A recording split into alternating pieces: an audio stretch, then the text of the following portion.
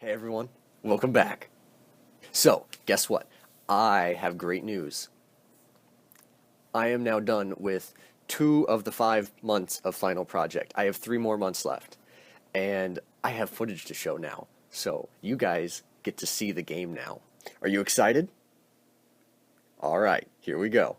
As I mentioned last month, I am the networking guy for our game. Our game is multiplayer, up to 6 players, and so it's my job to make sure that you can play with other people. So I'm going to show off some of the stuff I did with networking this month, and to do that I had to open up 4 different applications of the game because I am all alone and I have no one to play with, so I'm going to go just play against myself, I guess.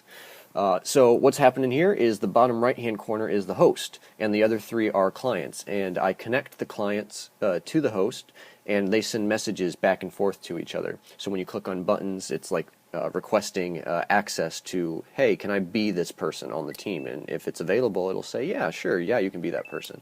And if not, it'll say no. No, you can't. So right now in the game, we only have one of the elements implemented. We only have the earthbender, but you can see the fire symbol, the earth symbol, and the water symbol. The water symbols are grayed out right now because we wanted to balance the game for 2v2, at least for right now, for core, because we had to get stuff showing up.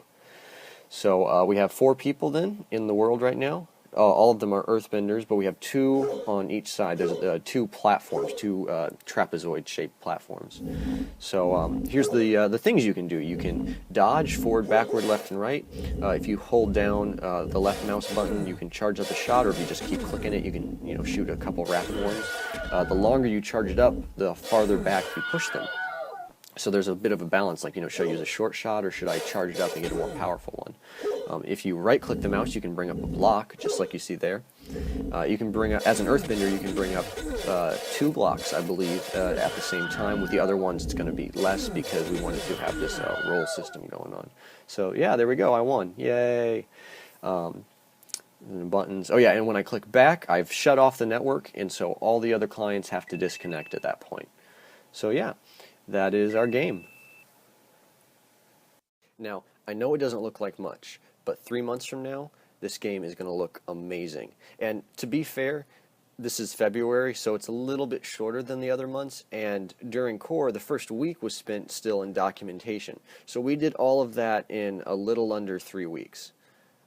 So yeah, 3 months, we'll have fixed all the issues, and it will look beautiful. Just wait and see. So, now it's time for my media recommendations for the month. So, the soundtrack to my senior year of high school was an album called The Suburbs by Arcade Fire. And to promote this album, Arcade Fire hired a director named Spike Jonze to do some music videos and a short film for them. Spike Jonze is also famous for some movies such as Being John Malkovich and Where the Wild Things Are. So, I wasn't familiar with him at the time, but after seeing his work with Arcade Fire, I'm hooked. He is a very smart man. When I heard about his new film coming out, Her, I was intrigued. So I was very pleased when I went to go see it, and to find out that it is one of the best films I have seen this year. Her is a tale of a man who falls in love with a computer. It follows his journey to connect with people again while battling loneliness. The movie is such an incredibly personal look at how people seek intimacy and what stumbling blocks can prevent it. The music is done by Arcade Fire and is just as brilliant as ever. The movie itself is also a satisfying capstone to Arcade Fire's latest album, Reflector. Now, Her is definitely not a movie that you would take your kids to go see. In fact, I feel maybe I should have had an adult with me. Yeah. So let's talk about anime. So I recently rewatched an anime called Neon Genesis Evangelion. Evangelion was made by a studio called Gainax back in 1995. In Evangelion, giant monsters called angels are attacking humanity. In response to this threat, mankind created an organization called NERV, which uses 14-year-old children as pilots for the giant robots called Evangelions. There's so much happening in the show that this short summary won't spoil anything, but should give you an idea of if the show could interest you. So let's talk about the obvious stuff. The show is a blast to watch. The action sequences are intense and very cinematic. We normally get to see at least one battle an episode. Now, the show gets a lot of praise for its action, and rightly so, but that isn't the only thing the show is notable for. Evangelion has some of the most developed characters I have ever seen in any show ever, not just anime. Most of the characters are emotionally broken in one form or another, and this is shown in various ways throughout the series, including some episodes that take place inside a character's mind. We then get a chance to witness reality from their point of view. Now, the show is not perfect. There are numerous flaws throughout, and even putting that aside, the show's meaning is still hotly debated. Honestly, I'm not even sure I understand, but I do know that it had a substantial impact on me. Evangelion is a show that makes me genuinely uncomfortable. When I finished it, I felt sad, bitter, and conflicted. I felt like I needed to take a shower after watching it.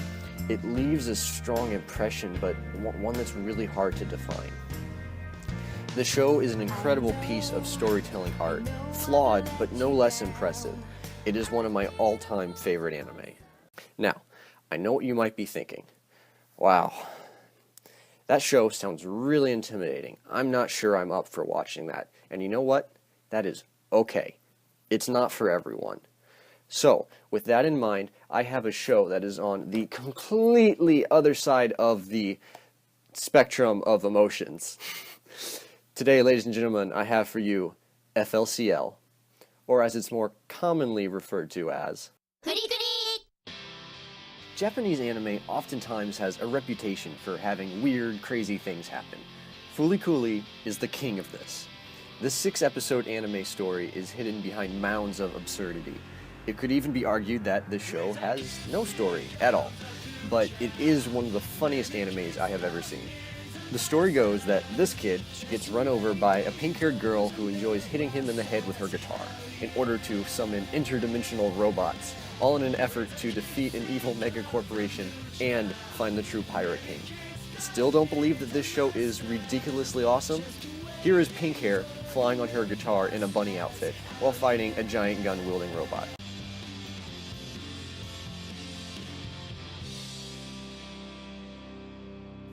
I rest my case.